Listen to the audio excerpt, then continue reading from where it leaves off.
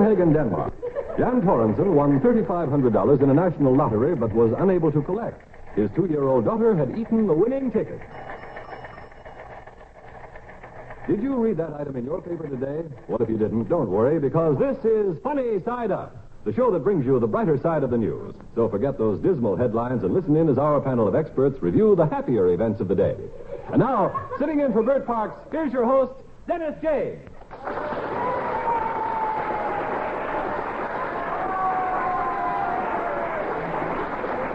Thank you all very much. Hi, everybody. Welcome to Funny Side Up. It's good to be back with you all today. We've had lots of interesting news items for our panel, but before we meet them, I'd like to remind you all that all the news items used on this show have actually appeared in the papers. Only the names and places have been changed. And now, with a great deal of apprehension, but nevertheless hoping for the best, allow me to introduce the experts. First, as lovely and as attractive as ever, Miss Hermione Gingold.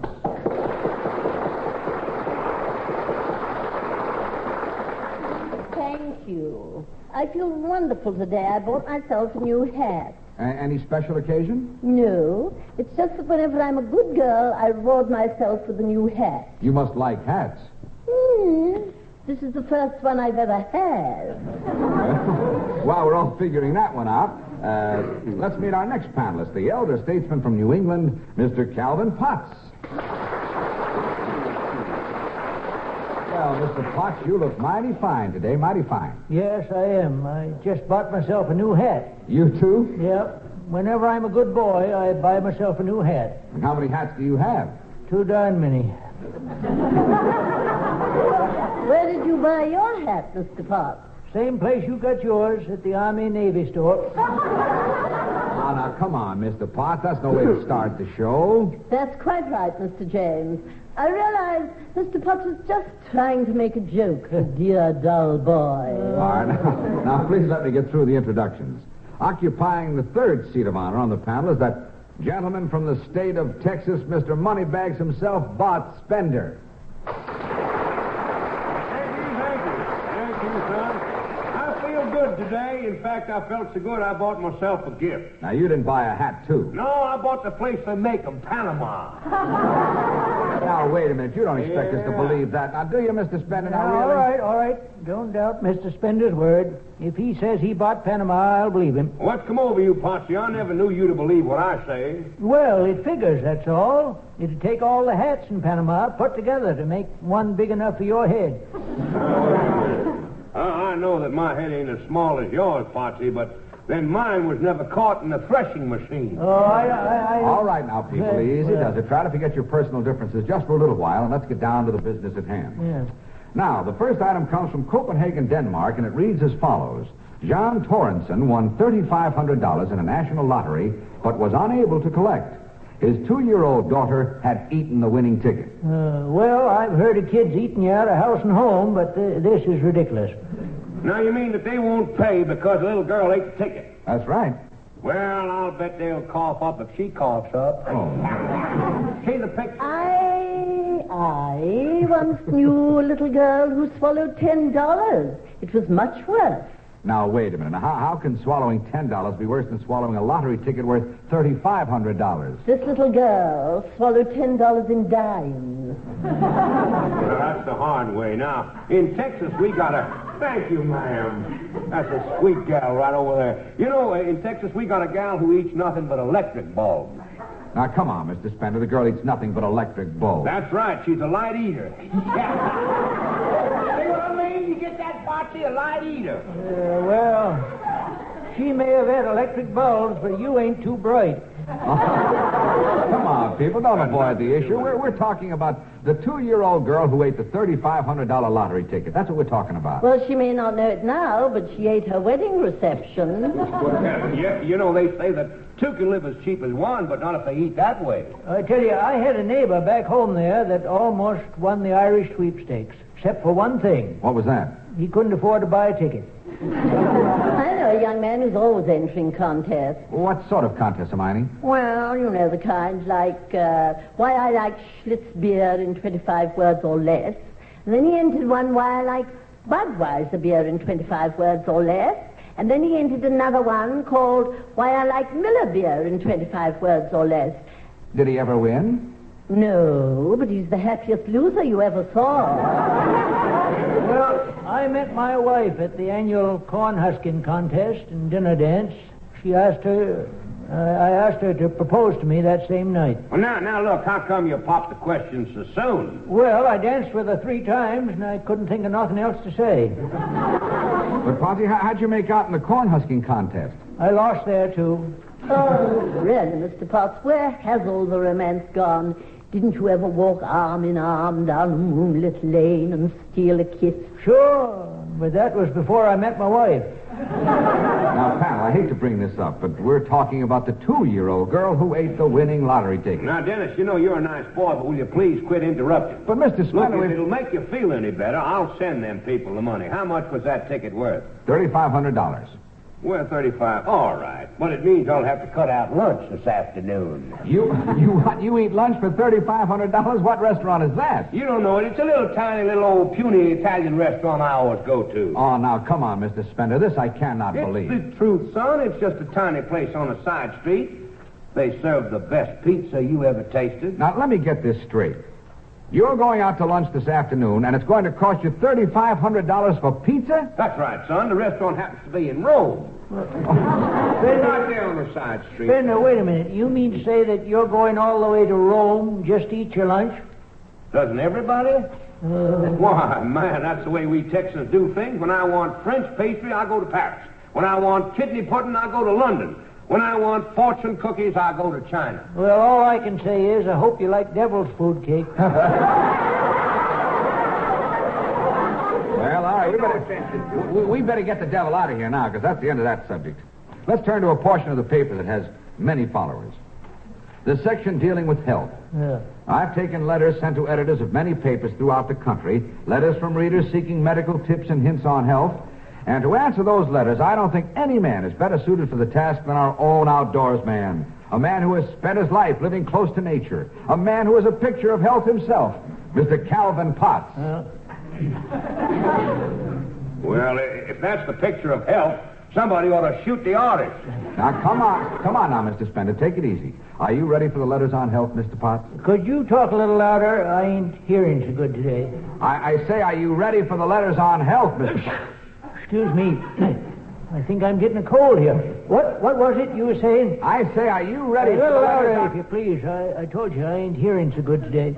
I said, are you ready for the letters on health, Mr. Potts? Not so loud. I got a splitting headache. Mr. Potts, I think you should take your temperature. What for? I'm feeling right in the pink. Now, all right, let's have them letters, Mr. Hames.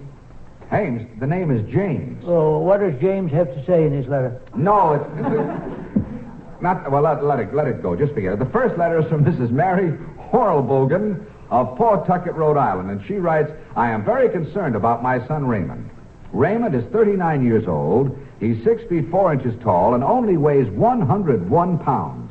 Do you think I should have him x-rayed? No, just hold him up to the light. Now, Potsy, do you really think that kind of advice is actually going to help that poor little Raymond Horlbogen? Well, who cares? He's lucky I ain't charging him for a house call. Well, let's try this letter now, Mr. Potts. It's from Mrs. Alva Kudabach of New York, and she writes, my problem is my 12-year-old son. He just never falls asleep at night. He just keeps tossing and turning. What can I do to make him sleep? Just put him on the edge of the bed. He'll fall right off. Now, whatever qualifies you to answer questions of a medical nature? What connection have you ever had with the medical profession? His connection with the medical profession is quite obvious. He's sick. Well, Mr. Potts, I hope you're well enough to try one more letter.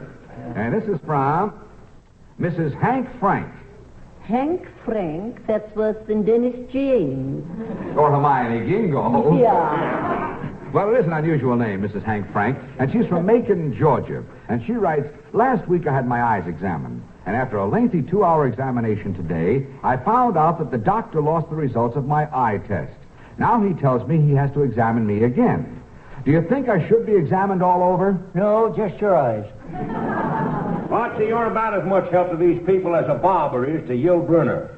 Speaking of Yule Brunner, Mr. Spender, I'm quite dazzled by the reflection given off by the bald spot that's starting to break through your hair. Well, now, that's just a touch of baldness, Miss Kingo, but that's heredity for you. You know what they say, if your father's bald, you're going to be bald. And when your mother's bald, too, you don't stand a chance.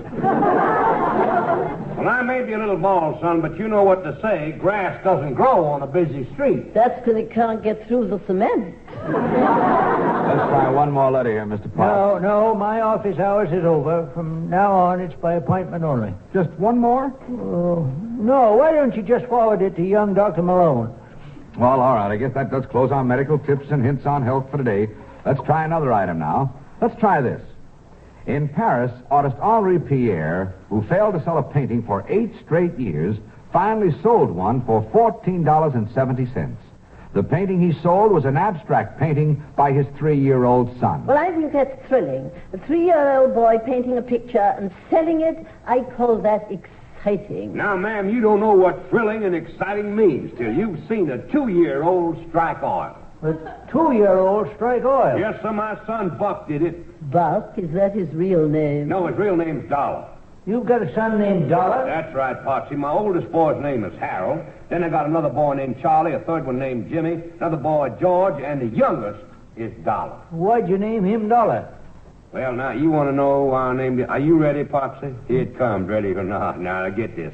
I named him Dollar because he's the smallest I've got. Yeah. You get it? Nobody is, but did you get it? Smallest I got. Ain't that a Lulu, Popsy? Well, you named him Dollar, but he sure got shortchanged on his father. Oh, can't we ever stay on the item that we're discussing? What about the man who couldn't sell a painting for 8 years and then finally sold an abstract painting of his 3-year-old son? So what about him? Well, actually, I don't care much for abstract paintings. I like paintings of strong, muscular, handsome men. Miss Gingold, I'll let you have a portrait of me if you like. Mr. Spender, I said I don't like abstract painting. Well, now, we got a youngster back home there, Phineas Philanthrope. Phineas Philanthrope? That's right. Villara de Lancelot Philanthrope's little boy. Lancelot, you know, he's the fellow that made his fortune teaching mahjong to the Eskimos. Well, that always was a big business. Yeah. Well, anyway, Phineas, he's one of them kids that's really handy with a crayon.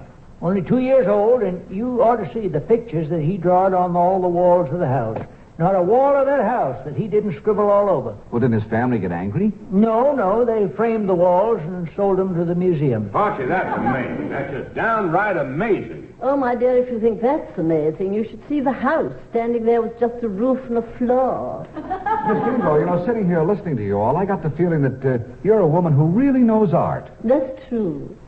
I spent many years studying the old masters, Rembrandt, Da Vinci, Van Gogh. Did you say studying the old masters or studying with the old masters? I didn't Just coming from you, that remark is sort of ridiculous. You're old enough to be Miss Gingold's father. Well, that ain't a bad idea. Come here, baby. Let Daddy bounce you on his knee, huh?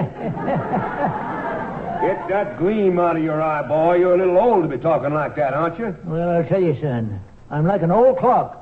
My face may be worn, but there's nothing the matter with my mainspring. I don't think that this has much to do with the point at issue, do you all? The man who couldn't sell one of his paintings for 8 years and sold one of his 3-year-old son's abstracts. I used to go with a painter. What kind of work did he do? He used to paint the white line down the middle of the highway. Well, now that's what I call creative work. Well, he was fired, and from my association with him, I just knew that would happen. Why? Well, he was the type who never knew where to draw the line. Yeah, draw the line. How about that? I remember the time my wife thought I was taking art lessons. Yeah, I sure had her fooled. How could you fool her into think you were taking art lessons? Well, one night I called her on the phone and she heard the fellow in the back yell, "Draw another one and put a bigger head on it." Well, that explains it. I thought when they was handing out noses, you thought they said roses, so you took a big red one. Now, look, you two, you stop that bickering. No trouble today. Miss Gingold, you mentioned before that you've studied art quite extensively. I presume you're familiar with Picasso? Please, I hardly know the man. No, I didn't mean that. I meant you obviously know the field of art. May I ask if you have ever been painted? Yes, seeing that you ask, a great artist did paint me once. How did it turn out? It was terrible. I had to bathe in turpentine for a week to get the paint off. I've been to them wild show business parties, too. Well, now, I don't know about the rest of you people, but down in Texas, we paint the expensive way. Only way to paint, and that's with oil. Well, many people paint with oil. Kind of oil that comes out of the ground? Yeah. How about that, Kingy? Pretty bad, huh? Well, I tell you now, wait. Up in my neck of the woods, it's different. Like last week, I was having lunch with Toulouse-Lautrec. Toulouse-Lautrec, he's dead. I told him not to eat them oysters. Let's get back to painting here. Mr. Potts. Yes, all right. Does your wife paint? Yes, she does, and I'm glad, too. I tell you, I think a woman that works hard all day, tilling the soil, cleaning out the hen house, plowing the fields, washing down the mules, shoeing the horses, she's entitled to a little relaxation. Painting. I think you're right. Now, what kind of painting does she do? Well, last week I had her paint the barn. Tomorrow she's painting the roof. Now, wait a minute. You make your little old wife go up on the roof and paint? Well, yeah, she has to be up on the roof anyway. What for? She's the aerial from a television set. Have you gone completely off your rocker? No, sir. I'm telling you, when she has them metal curlers in her hair, I get CBS just as clear as crystal. Panel, I think you've outdone yourself on this one. You've strayed further from the topic than ever before, so let's move on now. Now comes that point in our show when we try to help our devoted listeners solve their problems which concern the affairs of the heart. And no one is more qualified to give advice to the lovelorn than our own sophisticated Miss Hermione Gingold. Miss Gingold, I'll read the first letter if you're ready. I'm always ready. Good. The first letter comes from Miss A.L. of Des Moines, and she writes, Dear Miss Gingold, every time my boyfriend comes to call, he wants to spend the entire evening necking in the parlor. I don't like this, but he says every girl necks in the parlor.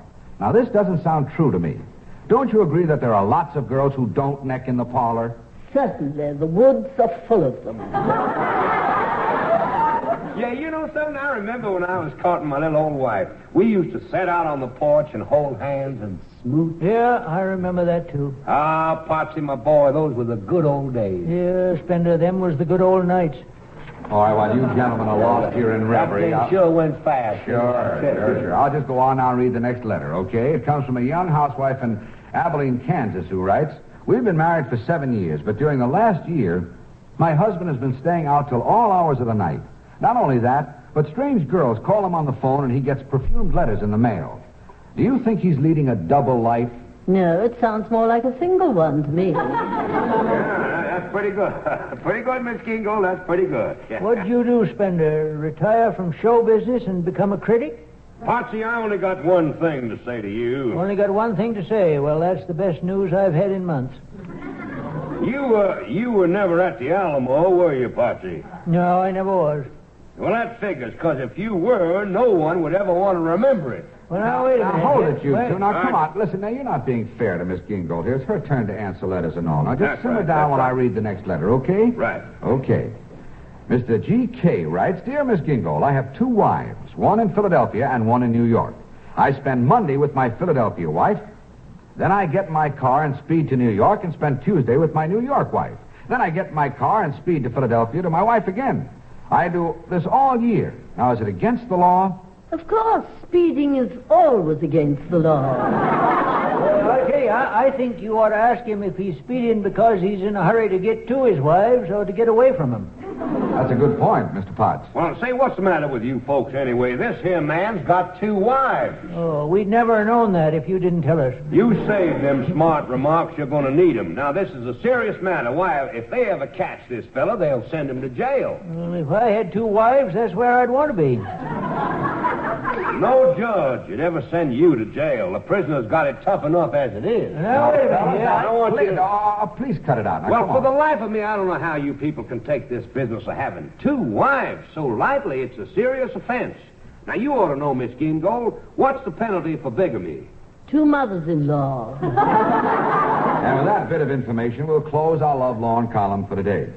And now here's an item, panel, about a fellow who really has bad luck. Listen to this one. In Columbus, Ohio, George Sinclair, whose driver's license was revoked yesterday, was back in court today for jaywalking. Well, now, if he gets picked up for crawling, he's headed.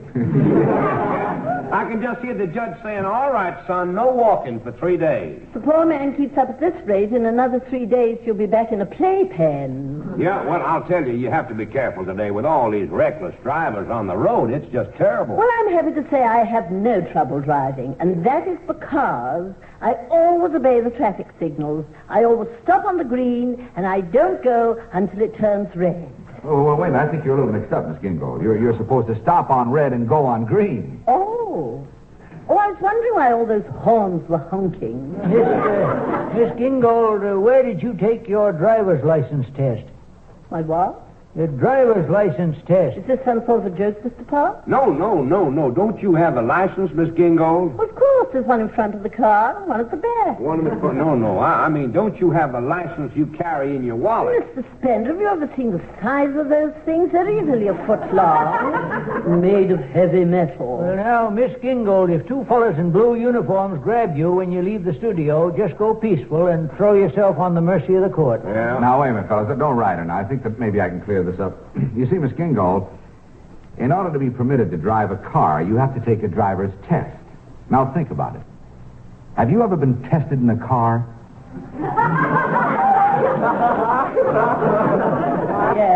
Yes, I have one, and I've slapped his face. That's not the kind of test I had in mind at all, Miss Well, it Gingold. ain't a bad idea. Yahoo! Oh, really, Mr. Spender, I thought you'd had a better bringing up than that, and you were a college man. Now, hold on, Miss Gingold. Don't go insulting Mr. Spender on that score. Thanks, son. He may not have been the best-looking kid in his class, but he sure was the dumbest. Well, I think we're getting off the beaten track again. We're discussing the gentleman who had his driver's license revoked, and the next day he was pulled in for jaywalking. Well, now, I'll tell you the truth. That'll be unusual. Now, don't you two start again now. Now, what were you going to say, Mr. Spender? Now, because he interrupted me, I forgot. Well, you started in by saying, I'll tell you the truth. I know, but I'll forget what it was. Well, shouldn't be hard to remember. How many truthful things do you know? I'm going to overlook that part. Oh, yeah, now I remember. I was just going to say that the signs in this here city are enough to drive a man out of his mind. What do you mean? Well, I'll give you an example. Take notes, folks. He gives a test later. Never mind. Will you please give me half a chance to talk? I don't think you need that much. Mr. Potts, I'm going to ask you to please be quiet now. You go ahead, Mr. Spender. You got the floor. This man's going to drive me to drink. I ain't driving you nowhere. If you want to drink, take the bus. Like I was saying, I had the, what was I saying? Oh, you was going to say something about the signs in New York. Oh, yeah, well, And remember, it's going to be truthful. I'll tell you one thing truthful, Potsy. Take my advice. Don't ever walk in front of my car, or I'm going to engrave my license plate on your back. Now, look, Mr. Spender, now, please, you were going to say something about the signs in New York. Yeah, that's right, I was. Well, what I was getting at is that it said, no U-turn. No U-turn? Well, what's the matter with that? Well, it should be no turn. Mr. Spender is absolutely right. The signs here are utterly confusing. You've had trouble too, Miss Gingold? Oh, I have. Yeah. Now, the other night I stopped in a drugstore and phoned a gentleman friend of mine and asked him to pick me up and drive me home. Yeah. So when he asked where I was, I walked out, I looked at the street sign, then I told him. And he drove around for 3 hours and he found 26 streets with the same name. Now, that's unbelievable. Where were you? Well, I was on the corner of Walk and Do Not Walk. Panel, is there anything else anyone has to say about the man who lost his driver's license and the next day was picked up for jaywalking? Well, now people have to learn to be careful. It's for their own good. But I guess we've all done it once or twice. In fact, I don't mind admitting I was picked up for jaywalking. Boy, it ain't your fault you walk like a bird. Well, I think the light just turned green again, panel. Let's cross the street and move on to the next topic. We have a special service for our listeners today. All of you already know that our colleague, Mr. Spender, is a prominent industrialist and financier. But in the public interest, he also operates the Bart Spender Research Laboratories. In his modern, scientifically equipped headquarters, Mr. Spender tests every new product that comes on the market and makes the results of his findings open to the public. Now, are you ready for your weekly report, Mr. Spender? You know it, son. All week long, the Bart Spender Research Laboratories have been buzzing with activity. I've had my shoulder to the wheel, my ear to the ground, and my nose to the grindstone. Oh, that's what 'twas. I thought you'd been in a fist fight. Now, please, Mr. Potts, I'd appreciate it if you didn't interrupt Mr. Spender's report. Well, now, thank you, Dennis. Now then, there's a little factory in South Carolina that just went into operation, and I predict big things for the future. What do they make down there? Very sentimental product for veterans. For veterans? Yeah. Now, listen to this, all you ex-GIs. Send your army shoes to this factory, and you can have them dipped in bronze. Oh, well, that ain't so new. My wife has shoes dipped in bronze. Well, they've always done it with baby shoes, but this is the first time they're doing it with army shoes. Yeah, I guess you're right. It's just that my wife's baby shoes look like army shoes. Mr. Spender, our time is limited. Will you continue with the report? Well, now, you bet, son. One of the most useful and revolutionary products of the 20th century came to our attention last week. A new ballpoint pen. If your wife likes to write checks, ma'am, this is the only pen you should let her use. Well, I like to write checks. But why is this the only pen women should use? Now, because this ballpoint pen writes underwater. But all the others write underwater. Yeah, but that's the only place this one writes, you know, see? Now, do you have any other products to report on, Mr. I think Spender? I'll drop the last one, yeah. Yeah. Well, I got just one more. This is my big story. Let me have your undivided attention. This is important news. Go ahead, I'm breathless. Promises. All I get is promises. Now, please, Mr. Spender, we're running out of time. Well, Go on it's a one-passenger rocket ship guaranteed to reach the moon. You actually tested this? Don't doubt me, son. I sent my right-hand man up for a trial flight. He went shooting straight up to the sky. Well, that's thrilling, Mr. Spender, but are you sure he'll come back? He'll come back all right. I'm keeping his watch for security. Well, thank you very much, Mr. Spender, for your most enlightening report. We're going to have to find your company doing a little more from time to time. Well, I guess we had it for today, judging from the clock. We'll see you all tomorrow, we hope. And meanwhile, if you see any amusing articles in the papers that you'd like our panel to discuss, please send them along to us, care of CBS Radio, 485 Madison Avenue, New York, 22, New York. Let me repeat. That's CBS Radio, 485 Madison Avenue, New York, 22, New York. Until then, this is Dennis James speaking for the entire panel here and saying, keep your funny side up.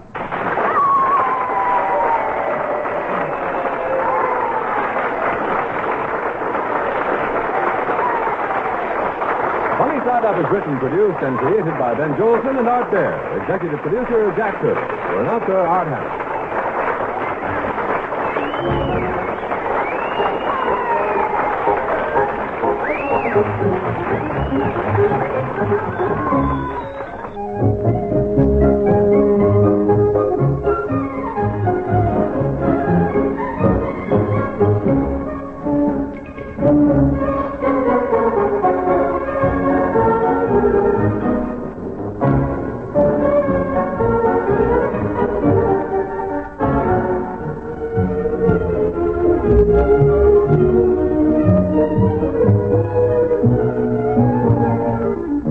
Funny Side Up has been brought to you through the worldwide facilities of the United States Armed Forces Radio and Television Service.